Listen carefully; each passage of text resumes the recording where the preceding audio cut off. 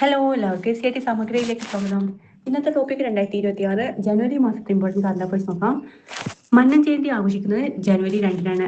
കേരളത്തിന്റെ മദൻ മോഹൻ മാളവ്യ എന്നറിയപ്പെടുന്നത് മന്നത്ത് പത്മനാഭനാണ്. അദ്ദേഹത്തിന്റെ ആത്മകഥ എന്റെ ജീവിത സ്മരണകൾ. കേരളത്തിലെ നായർ സമുദായത്തിന്റെ സാമൂഹിക സാമ്പത്തിക സാംസ്കാരിക വളർച്ചയ്ക്ക് കൃത്യമായ ദിശാബോധം സൃഷ്ടിച്ച വ്യക്തിയാണ് മന്നത്ത് പത്മനാഭൻ. അദ്ദേഹത്തിന്റെ ജന്മദിനം എന്നാണ് ജനുവരി 2 മന്നൻ ജയന്തി. ആത്മകഥയാണ് എന്റെ ജീവിത സ്മരണകൾ.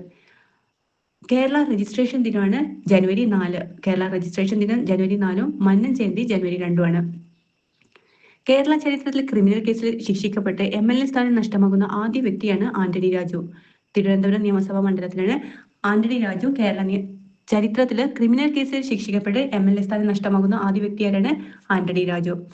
ആണികളില്ലാതെ പലകകൾ തുന്നിക്കെട്ടി പുരാതന രീതി ഉപയോഗിച്ച് ഇന്ത്യൻ നാവികസേനയ്ക്ക് വേണ്ടി നിർമ്മിച്ച INS വി കൗണ്ടിന്യ എന്ന കപ്പൽ നിർമ്മിച്ച മലയാളി ശില്പിയാണ് ബാബു ശങ്കരൻ. ആണികളില്ലാതെ പലകകൾ തുന്നിക്കെട്ടി പുരാതന രീതി ഉപയോഗിച്ച് ഇന്ത്യൻ നാവികസേനയ്ക്ക് വേണ്ടിയിട്ട് നിർമ്മിച്ച INS വി കൗണ്ടിന്യ എന്ന കപ്പൽ നിർമ്മിച്ച മലയാളി ശില്പിയാണ് ബാബു ശങ്കരൻ. 2026 ജനുവരിയിൽ സർവീസിൽ നിന്ന് വിരമിക്കുന്ന കേരള ഹൈക്കോടതി ചീഫ് ജസ്റ്റിസാണ് ജസ്റ്റിസ് നിതിൻ ജാംദാർ. സംസ്ഥാന സർക്കാരിന്റെ സഹകരണത്തോടെ DC ബുക്സിന്റെ ആഭിമുഖ്യത്തിൽ 2026 ജനുവരിയിൽ കോഴിക്കോട് നടന്ന കേരള ലിറ്ററേച്ചർ ഫെസ്റ്റിവലിൽ 9ാമത് പതിപ്പിന് ഉദ്ഘാടനം ചെയ്തത് സുനിത വില്യംസ്. സംസ്ഥാന സർക്കാരിന്റെ സഹകരണത്തോടെ DC ബുക്സിന്റെ ആഭിമുഖ്യത്തിൽ 2026 ജനുവരിയിൽ കോഴിക്കോട് നടന്ന കേരള ലിറ്ററേച്ചർ ഫെസ്റ്റിവലിൽ 9ാമത് പതിപ്പ് ഉദ്ഘാടനം ചെയ്തത് സുനിത വില്യംസ്. OV വിജയന്റെ ഖസാക്കിന്റെ ഇതിഹാസം എന്ന പ്രശസ്ത നോവലിൽ നിന്നും പ്രചോദനം ഉൾക്കൊണ്ട് കോഴിക്കോട് വെച്ച് നടന്ന കേരള ലിറ്ററേച്ചർ ഫെസ്റ്റിവലിൽ വെച്ച് പുറത്തിറക്കിയ പുതിയ മലയാളം ഫോണ്ടാണ് തസ്രാക്ക്. OV വിജയന്റെ ഖസാക്കിന്റെ ഇതിഹാസം എന്ന പ്രശസ്ത നോവലിൽ നിന്നും പ്രചോദനം ഉൾക്കൊണ്ട് കോഴിക്കോട് വെച്ച് നടന്ന കേരള ലിറ്ററേച്ചർ ഫെസ്റ്റിവലിൽ വെച്ച് പുറത്തിറക്കിയ പുതിയ മലയാള ഫോണ്ടാണ് തസ്രാക്ക്. വിഴിഞ്ഞം അന്താരാഷ്ട്ര തുറമുഖത്തിന്റെ 2ാം ഘട്ട നിർമ്മാണോദ്ഘാടനം നിർവഹിച്ചത് മുഖ്യമന്ത്രി പിണറായി വിജയനാണ്. വിഴിഞ്ഞം അന്താരാഷ്ട്ര തുറമുഖത്തിന്റെ 2ാം ഘട്ട നിർമ്മാണോദ്ഘാടനം നിർവഹിച്ചത് മുഖ്യമന്ത്രി പിണറായി വിജയനാണ്. 2026 ജനുവരി 29-ന് 2026-27 കേരള ബജറ്റ് അവതരിപ്പിച്ചത് KN ബാലഗോപാൽ. ധനകാര്യമന്ത്രി KN ബാലഗോപാലാണ് 2026 ജനുവരി 29-ന് കേരള ബജറ്റ് അവതരിപ്പിച്ചത്. നിയമസഭാ ചരിത്രത്തിലെ ദൈർഘ്യമേറിയ 4ാമത്തെ ബജറ്റ് അവതരിപ്പിച്ച ധനമന്ത്രിയാണ് KN ബാലഗോപാൽ. 2 മണിക്കൂറും 52 മിനിറ്റാണ് അവതരിപ്പിച്ചത്. പിണറായി വിജയൻ സർക്കാരിന്റെ 12ാമത്തെ ബജറ്റാണ് 2026 അവതരിപ്പിച്ചത്. ഇന്ത്യയിൽ ആദ്യമായിട്ട് വയോജന ബജറ്റ് അവതരിപ്പിച്ച സംസ്ഥാനം കേരളമാണ്. ഇന്ത്യയിൽ ആദ്യമായിട്ട് വയോജന ബജറ്റ് അവതരിപ്പിച്ച സംസ്ഥാനം ഇതാണ്, കേരളമാണ്. 2016 മുതൽ 2022 വരെയുള്ള തമിഴ്നാട് ചലച്ചിത്ര പുരസ്കാരങ്ങളിലെ മികച്ച നടിക്കുള്ള അവാർഡുകൾ നേടിയ മലയാളി താരങ്ങളാണ് കീർത്തി സുരേഷ്, നയൻതാര, മഞ്ജു വാര്യർ, അപർണ ബാലമുരളി, ലിജോ മോൾ. 2016 മുതൽ 2022 വരെയുള്ള തമിഴ്നാട് ചലച്ചിത്ര പുരസ്കാരങ്ങളിലെ മികച്ച നടിക്കുള്ള അവാർഡുകൾ നേടിയ മലയാളി താരങ്ങളാണ് കീർത്തി സുരേഷ്, നയൻതാര, മഞ്ജു വാര്യർ, അപർണ ബാലമുരളി, ലിജോ മോൾ. മെഗാ ഇൻഫ്രാസ്ട്രക്ചർ വിഭാഗത്തിലെ 2025 നാഷണൽ പ്രോജക്ട് എക്സലൻസ് സ്വന്തമാക്കിയ തുറമുഖമാണ് വിഴിഞ്ഞം തുറമുഖം. മെഗാ ഇൻഫ്രാസ്ട്രക്ചർ വിഭാഗത്തിലെ 2025 നാഷണൽ പ്രോജക്ട് എക്സലൻസ് സ്വന്തമാക്കിയ തുറമുഖം വിഴിഞ്ഞം തുറമുഖം. 2026 ജനുവരിയിലെ മഹാമാഘ മഹോത്സവം, അതായത് കേരള കുംഭമേള നടക്കുന്നത് ഭാരതപ്പുഴയുടെ തീരത്ത് തിരുനാവായയിലാണ്. മലപ്പുറം ജില്ലയിലാണ് തിരുനാവായ.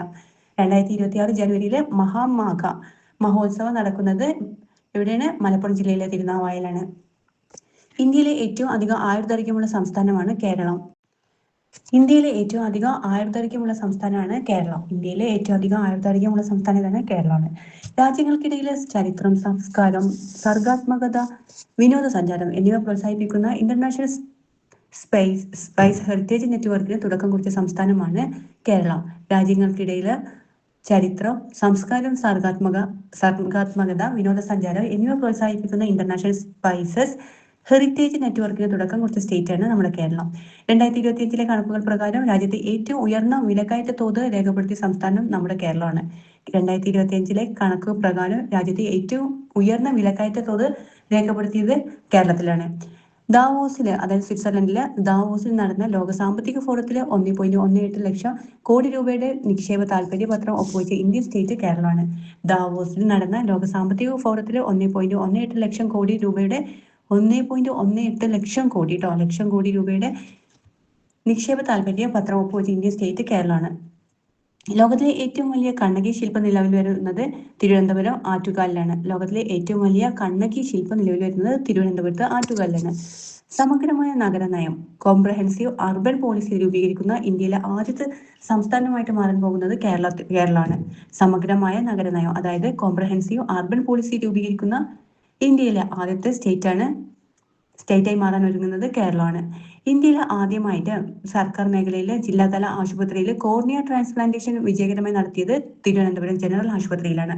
ഇന്ത്യയിൽ ആദ്യമായിട്ട് സർക്കാർ മേഖലയിലെ ജില്ലാതല ആശുപത്രിയിലെ കോർണിയ ട്രാൻസ്പ്ലാന്റേഷൻ വിജയകരമായി നടത്തിയത് തിരുവനന്തപുരം ജനറൽ ആശുപത്രിയാണ്. കേരള സ്റ്റാർട്ടപ്പ് മിഷന്റെ ഏറ്റവും പുതിയ കണക്കുകൾ പ്രകാരം സംസ്ഥാനത്ത് ഏറ്റവും കൂടുതൽ സ്റ്റാർട്ടപ്പുകൾ പ്രവർത്തിക്കുന്ന ജില്ല ഏതാ? അത് എറണാകുളത്താണ്. കേരള സ്റ്റാർട്ടപ്പ് മിഷന്റെ ഏറ്റവും പുതിയ കണക്കുകൾ പ്രകാരം സംസ്ഥാനത്ത് ഏറ്റവും കൂടുതൽ സ്റ്റാർട്ടപ്പുകൾ പ്രവർത്തിക്കുന്ന ജില്ലയാണ് എറണാകുളം ജില്ല. കടമക്കുടി ഗ്രാമീണ കായൽ ടൂറിസം പദ്ധതി നിലവിൽ വരുന്ന ജില്ലയാണ് എറണാകുളം. കടമക്കുടി ഗ്രാമീണ കായൽ ടൂറിസം പദ്ധതി നിലവിൽ വരുന്നത് എറണാകുളം ജില്ലയിലാണ്. തിരുവിതാംകൂർ ചരിത്രം വിശദമായി രേഖപ്പെടുത്തുന്ന ആദ്യ പദ്ധതിയായ ഡിജിറ്റൽ മ്യൂസിയം നിലവിൽ വരുന്നത് കനകക്കുന്ന് കൊട്ടാരം. തിരുവനന്തപുരത്താണ് കനകക്കുന്ന് കൊട്ടാരം സ്ഥിതി ചെയ്യുന്നത്. തിരുവിതാംകൂർ ചരിത്രം വിശദമായിട്ട് രേഖപ്പെടുത്തുന്ന ആദ്യ പദ്ധതിയായ ഡിജിറ്റൽ മ്യൂസിയം നിലവിൽ വരുന്നത് കനകക്കുന്ന് കൊട്ടാരത്തിലാണ്. ഓൾ ഇന്ത്യ സ്പൈസസ് എക്സ്പോർട്ടേഴ്സ് ഫോറത്തിന്റെ 9ാമത് അന്താരാഷ്ട്ര സുഗന്ധവ്യഞ്ജന സമ്മേളനത്തിന് വേദിയാകുന്നത് കൊച്ചിയാണ്. ഓൾ ഇന്ത്യ സ്പൈസസ് എക്സ്പോർട്ടേഴ്സ് ഫോറത്തിന്റെ 9ാമത് അന്താരാഷ്ട്ര സുഗന്ധവ്യഞ്ജന സമ്മേളനത്തിന് വേദിയാകുന്നത് കൊച്ചിയാണ്. 38ാമത് കേരള സയൻസ് കോൺഗ്രസിന്റെ വേദിയോ അത് കൊച്ചിയാണ്. 38ാമത് കേരള സയൻസ് കോൺഗ്രസിന്റെ വേദി കൊച്ചിയാണ്. 2026 നടക്കുന്ന 7ാമത് ഇന്ത്യ ഇന്റർനാഷണൽ കടൽ പായൽ എക്സ്പോക്ക് വേദിയാകുന്നത് കൊച്ചി തന്നെ. 2026 നടക്കുന്ന 7ാമത് ഇന്ത്യ ഇന്റർനാഷണൽ കടൽ പായൽ എക്സ്പോക്ക് വേദിയാകുന്നത് കൊച്ചിയാണ്.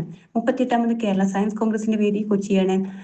പിന്നെ ഓൾ ഇന്ത്യ സ്പൈസസ് എക്സ്പോർട്ടേഴ്സ് ഫോറത്തിന്റെ 9ാമത് അന്താരാഷ്ട്ര സുഗന്ധവ്യഞ്ജന സമ്മേളനത്തിന് വേദിയാകുന്നത് കൊച്ചിയാണ്. സംസ്ഥാനത്തെ ആദ്യ ഫൈബർ ഗ്ലാസ് തൂക്കുവേലി നിർമ്മിക്കുന്നത് നിലമ്പൂർ കനോലി എക്കോ ടൂറിസം പാർക്കിലാണ്. നമ്മുടെ കേരളത്തിലെ ആദ്യത്തെ ഫൈബർ ഗ്ലാസ് തൂക്കുവേലി നിർമ്മിക്കുന്നത് നിലമ്പൂർ കനോലി എക്കോ ടൂറിസം പാർക്കിലാണ്. സ്റ്റാർട്ടപ്പുകൾക്ക് പ്രവർത്തന സൗകര്യം ഒരുക്കുന്നതിനായിട്ട് കേരളത്തിലെ ആദ്യത്തെ ഡിജിറ്റൽ ഹബ്ബ് ആരംഭിക്കുന്നതോ കളമശ്ശേരിയിലാണ്. സ്റ്റാർട്ടപ്പുകൾക്ക് പ്രവർത്തന സൗകര്യം ഒരുക്കുന്നതിനായിട്ട് കേരളത്തിലെ ആദ്യത്തെ ഡിജിറ്റൽ ഹബ്ബ് ആരംഭിക്കുന്നത് കളമശ്ശേരിയിലാണ്. സ്റ്റാർട്ടപ്പുകൾക്ക് പ്രവർത്തന സൗകര്യം ഒരുക്കുന്നതിനായിട്ട് കേരളത്തിലെ ആദ്യത്തെ ഡിജിറ്റൽ ഹബ്ബ് ആരംഭിക്കുന്നത് കളമശ്ശേരിയിലാണ്.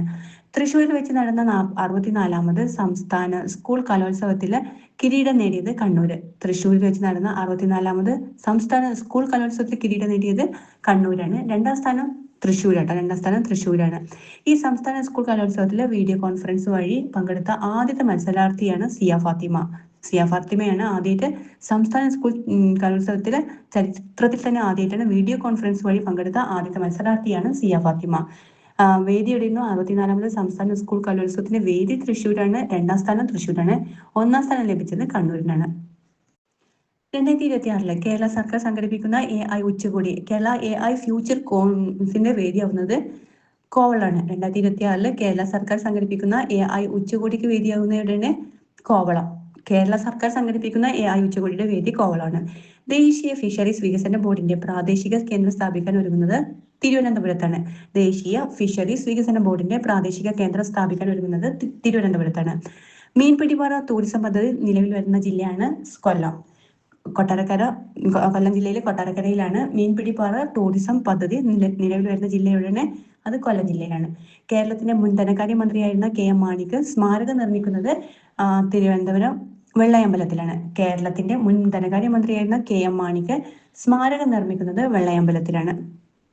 ലോക കേരള സഭയുടെ 5ാം സമ്മേളനത്തിന് വേദിയാകുന്നത് തിരുവനന്തപുരം. ലോക കേരള സഭയുടെ 5ാം സമ്മേളനത്തിന് വേദിയാകുന്നത് തിരുവനന്തപുരത്താണ്.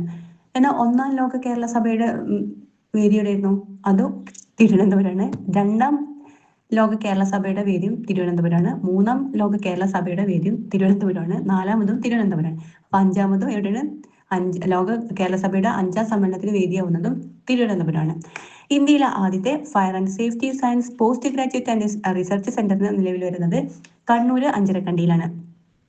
ഇന്ത്യയിലെ ആദ്യത്തെ fire and safety science post graduate and research centre നിലവിൽ വരുന്നത് അത് കണ്ണൂർ അഞ്ചരക്കണ്ടിയിലാണ്. കേരളത്തിലെ ആദ്യത്തെ വനിതാ വ്യവസായ പാർക്ക് നിലവിൽ വരുന്നത് എവിടെയാണ്? അത് ലക്കിടിയിലാണ്. കേരളത്തിലെ ആദ്യത്തെ വനിതാ വ്യവസായ പാർക്ക് നിലവിൽ വരുന്നത് ലക്കിടിയിലാണ്.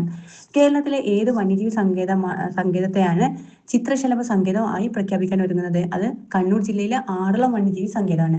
കേരളത്തിലെ ഏത് വന്യജീവി സങ്കേതമാണ് ചിത്രശലഭ സങ്കേതമായിട്ട് പ്രഖ്യാപിക്കാൻ ഒരുങ്ങുന്നത്? കണ്ണൂർ ജില്ലയിലെ ആറളം വന്യജീവി സങ്കേതമാണ്. കിടപ്പ് രോഗികൾക്ക് പരിചരണം നൽകുന്ന കുടുംബശ്രീ മിഷന്റെ സാന്ത്വന മിത്ര പദ്ധതിക്ക് കേരളത്തിൽ ആദ്യമായിട്ട് തുടക്കം കുറിച്ച ജില്ലയാണ് പത്തനംതിട്ട ജില്ല. കിടപ്പ് രോഗികൾക്ക് പരിചരണം നൽകുന്ന കുടുംബശ്രീ മിഷന്റെ സാന്ത്വന മിത്ര പദ്ധതിക്ക് കേരളത്തിൽ ആദ്യമായിട്ട് തുടക്കം കുറിച്ച ജില്ലയാണ് പത്തനംതിട്ട ജില്ല കേട്ടോ. കുടുംബശ്രീ മിഷന്റെ സാന്ത്വന മിത്ര പദ്ധതിക്ക് തുടക്കം കുറിച്ചത് പത്തനംതിട്ട ജില്ലയിലാണ്. സപ്ലൈകോയുടെ കേരളത്തിലെ ആദ്യത്തെ സിഗ്നേച്ചർ മാർട്ട് നിലവിൽ വരുന്നതോ? അത് കണ്ണൂര് തലശ്ശേരിയിലാണ്. സപ്ലൈകോയുടെ കേരളത്തിലെ ആദ്യത്തെ സിഗ്നേച്ചർ മാർട്ട് നിലവിൽ വരുന്നത് കണ്ണൂർ ജില്ലയിലെ തലശ്ശേരിയിലാണ്. കേരളത്തിലെ ഏത് സഹകരണ ബാങ്കാണ് ആദ്യമായിട്ട് കശുമാങ്ങയിൽ നിന്ന് കെ ഫെനി എന്ന പേരിൽ മദ്യം ഉൽപ്പാദിപ്പിച്ച് വിപണിയിൽ എത്തിക്കുന്നത്? പയ്യാവൂർ സർവീസ് സഹകരണ ബാങ്കാണ്. കണ്ണൂർ ജില്ലയിലെ പയ്യാവൂർ സർവീസ് സഹകരണ ബാങ്കാണ് കശുമാങ്ങയിൽ നിന്ന് കെ ഫെനി എന്ന മദ്യം ഉൽപ്പാദിപ്പിച്ച് വിപണിയിലെത്തിക്കുന്നത് ആദ്യമായിട്ട് ഒരു ബാങ്ക് പയ്യാവൂർ സർവീസ് സഹകരണ ബാങ്കാണ്. പൈതൃക ടൂറിസം പദ്ധതിയുടെ ഭാഗമായിട്ട് റെയിൽവേ മ്യൂസിയമായി മാറാൻ പോകുന്ന കൊല്ലത്തെ ചരിത്ര സ്മാരകമാണ് ചീനക്കൊട്ടാരം. പൈതൃക ടൂറിസം പദ്ധതിയുടെ ഭാഗമായിട്ട് റെയിൽവേ മ്യൂസിയമായി മാറാൻ പോകുന്ന കൊല്ലത്തെ ചരിത്ര സ്മാരകം ഏതാണ്? അത് ചീനക്കൊട്ടാരമാണ്.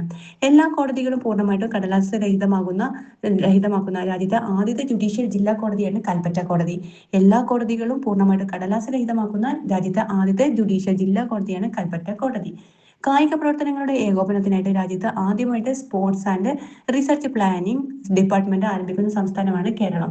കായിക പ്രവർത്തനങ്ങളുടെ ഏകോപനത്തിനായിട്ട്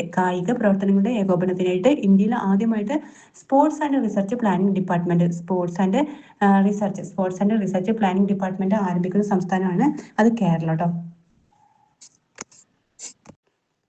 കായിക പ്രവർത്തനങ്ങളുടെ ഏകോപനത്തിനായിട്ട് രാജ്യത്ത് ആദ്യമായിട്ട് sports and research planning department ആരംഭിക്കുന്ന സംസ്ഥാനമാണ് കേരളം. ഇനി നെക്സ്റ്റ് പോയിന്റാണ് വിശ്വ സാഹിത്യകാരനായ വൈക്കം മുഹമ്മദ് ബഷീറിന്റെ പേരിൽ ബേപ്പൂരിൽ നിലവിൽ വരുന്ന സ്മാരക മന്ദിരമാണ് ആകാശമിഠായി. വിശ്വ സാഹിത്യകാരനായ വൈക്കം മുഹമ്മദ് ബഷീറിന്റെ പേരിൽ ബേപ്പൂരിൽ നിലവിൽ വരുന്ന സ്മാരക മന്ദിരമാണ് ആകാശമിഠായി. ന്യൂയോർക്ക് ആസ്ഥാനമായ institute four transportation and development പോളിസിയുടെ പ്രത്യേക ജൂറി പരാമർശത്തിന് അർഹത നേടിയത് കൊച്ചി ജലമെട്രോ ആണ്. ന്യൂയോർക്ക് ആസ്ഥാനമായ institute four transportation and development പോളിസിയുടെ പ്രത്യേക ജൂറി പരാമർശത്തിന് അർഹത നേടിയത് കൊച്ചി ജലമെട്രോ നല്ല അടിപൊളിയുടെ. ന്യൂയോർക്ക് ആസ്ഥാനമായ institute four transportation and development പോളിസിയുടെ പ്രത്യേക ജൂറി പരാമർശത്തിന് അർഹത നേടിയത് കൊച്ചി ജലമെട്രോ ആണ്. ശ്രീകാര്യത്ത് കേന്ദ്ര കിഴങ്ങുവിള ഗവേഷണ കേന്ദ്രം വികസിപ്പിച്ച ക്യാൻസർ, പ്രമേഹം എന്നിവയെ പ്രതിരോധിക്കാൻ കഴിവുള്ള ആന്തോസയാനിൻ പിഗ്മെന്റ് അടങ്ങിയ ചേമ്പ് വർഗ്ഗമാണ് ജാമുനി. ശ്രീകാര്യത്തെ കേന്ദ്ര കിഴങ്ങുവിള ഗവേഷണ കേന്ദ്രം വികസിപ്പിച്ച ക്യാൻസർ, പ്രമേഹം എന്നിവയെ പ്രതിരോധിക്കാൻ കഴിവുള്ള ആന്തോസയാനിൻ പിഗ്മെന്റ് അടങ്ങിയ ചേമ്പ് വർഗ്ഗമാണ് ജാമുനി ചേമ്പ് വർഗ്ഗം. ഓക്കെ.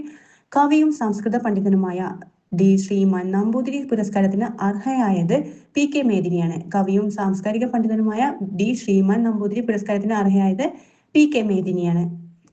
കവയിത്രി സുഗതകുമാരിയുടെ സ്മരണാർത്ഥം ഏർപ്പെടുത്തി 2026 സുഗതകുമാരി സംസ്ഥാന പുരസ്കാരത്തിന് അർഹത നേടിയത് പ്രഭാവർമ്മയാണ്. കവയിത്രി സുഗതകുമാരിയുടെ സ്മരണാർത്ഥം ഏർപ്പെടുത്തിയ 2026 സുഗതകുമാരി സംസ്ഥാന പുരസ്കാരത്തിന് അർഹയായത് പ്രഭാവർമ്മയാണ്. ഏത് കൃതിക്കാണ് ലഭിച്ചത്? രൗദ്രം സാത്വിക എന്ന കൃതിക്കാണ് പ്രഭാവർമ്മക്ക് ലഭിച്ചത്. കവയിത്രി സുഗതകുമാരിയുടെ സ്മരണാർത്ഥം ഏർപ്പെടുത്തിയ 2026 സുഗതകുമാരി സംസ്ഥാന പുരസ്കാരത്തിന് അർഹത നേടിയത് പ്രഭാവർമ്മയാണ്. 2026 മഹാകവി പന്തളം കേരളവർമ്മ കവിതാ പുരസ്കാരം നേടിയതോ? അത് OV ഉഷയാണ്. പന്തളം കേരളവർമ്മ കവിതാ പുരസ്കാരം ലഭിച്ചത്. സുഗതകുമാരി പുരസ്കാരം ലഭിച്ചത് പ്രഭാവർമ്മക്കാണ്. മഹാകവി പന്തളം കേരളവർമ്മ പുരസ്കാരം ലഭിച്ചത് OV ഉഷയ്ക്കാണ്.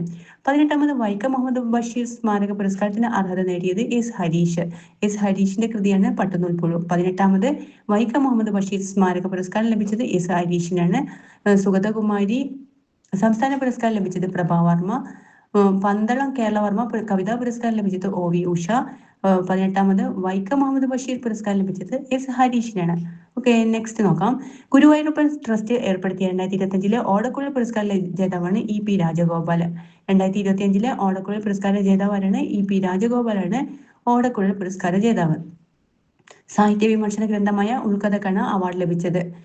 സാംസ്കാരിക രംഗത്തെ സ്വാധീനിച്ച മികച്ച അധ്യാപകർക്ക് എസ് ഗുപ്തൻ നായർ ഫൗണ്ടേഷൻ നൽകുന്ന ഗുപ്തൻ നായർ പുരസ്കാരത്തിന് അർഹനായത് VR പ്രബോധചന്ദ്രൻ നായരാണ്. VR പ്രബോധചന്ദ്രൻ നായർ ഭാഷാശാസ്ത്രജ്ഞനാണ്.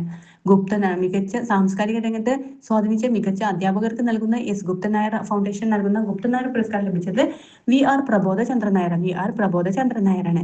പെരുമ്പടവം ശ്രീധരൻ അധ്യക്ഷനായ മലയാറ്റൂർ ഫൗണ്ടേഷന്റെ പ്രഥമ സമഗ്ര സംഭാവന പുരസ്കാരത്തിന് അർഹത നേടിയത് അരുന്ധതി റോയിയാണ്. പെരുമ്പടവം ശ്രീധരൻ അധ്യക്ഷനായ മലയാറ്റൂർ ഫൗണ്ടേഷന്റെ പ്രഥമ സമഗ്ര സംഭാവന പുരസ്കാരത്തിന് അർഹത നേടിയത് അരുന്ധതി റോയിക്കാണ് പ്രഥമ സമഗ്ര സംഭാവന. പെരുമ്പടവം ശ്രീധരൻ അധ്യക്ഷനായ മലയാറ്റൂർ ഫൗണ്ടേഷന്റെ പ്രഥമ സമഗ്ര സംഭാവന പുരസ്കാരത്തിന് അർഹത നേടിയത് അരുന്ധതി റോയിയാണ്. Mathrubhumi book of the year പുരസ്കാരത്തിന് അർഹമായ കൃതി ഏതാ? അത് അരുന്ധതി റോയുടെ mother Mary comes to me എന്ന കൃതിക്കാണ് Mathrubhumi book of the year പുരസ്കാരം നേടിയത്. മലയാറ്റൂർ ഫൗണ്ടേഷന്റെ പ്രഥമ സമഗ്ര സംഭാവന പുരസ്കാരത്തിന് അർഹത നേടിയത് അരുന്ധതി റോയ്. മാറിപ്പോയിരുന്നത് 2025 ഫെഡറൽ ബാങ്കിന്റെ സാഹിത്യ പുരസ്കാരത്തിന് അർഹനായ കെ ശ്രീകുമാറിന്റെ കൃതിയാണ് എം ടി വാസുദേവൻ നായർ എന്ന ജീവചരിത്ര കൃതി. ഫെഡറൽ ബാങ്ക് സാഹിത്യ പുരസ്കാരത്തിന് അർഹനായ കെ ശ്രീകുമാറിന്റെ കൃതി ഏതാണ്? എം ടി വാസുദേവൻ നായർ എന്ന ജീവചരിത്ര കൃതിയാണ്. 2024 കേരള മാധ്യമ പുരസ്കാരങ്ങളിൽ മികച്ച ഫോട്ടോഗ്രാഫിനുള്ള അവാർഡിന് അർഹനായത് അരവിന്ദ് വേണുഗോപാലാണ്. 2024 കേരള മാധ്യമ പുരസ്കാരങ്ങളിൽ മികച്ച ഫോട്ടോഗ്രാഫിനുള്ള അവാർഡ് അർഹനായത് അരവിന്ദ് വേണുഗോപാലാണ്. ഓക്കെ.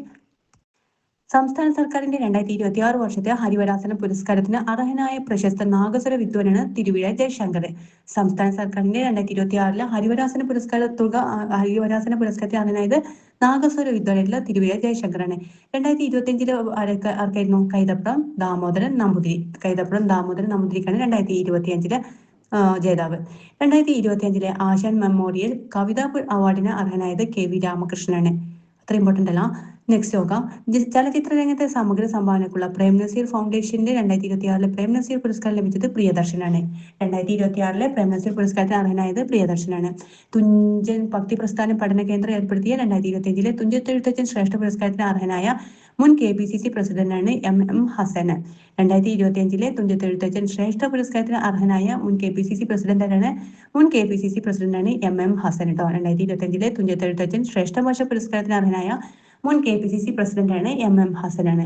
കേരള കലാമണ്ഡലത്തിൽ നിന്നും ബിരുദം നേടുന്ന ആദ്യത്തെ മലയാളി മുസ്ലിം വനിതയാണ് ഹുസ്ന ഫാനു സുന്നജനാണ്. കേരള കലാമണ്ഡലത്തിൽ നിന്നും ബിരുദം നേടുന്ന ആദ്യ മലയാളി മുസ്ലിം വനിതയാണ് ഹുസ്ന ഫാനു സുന്നജൻ.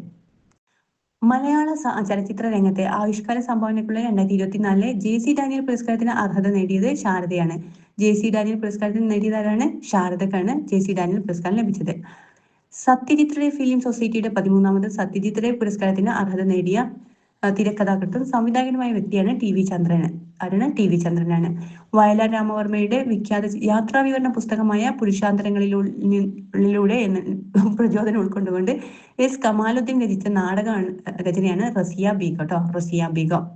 അടുത്തിടെ പുറത്തിറങ്ങിയ ആരുടെ ആത്മകഥയാണ് അവിരാമം? അവിരാമം എന്നത് K സച്ചിദാനന്ദ ആത്മകഥയാണ് അവിരാമം.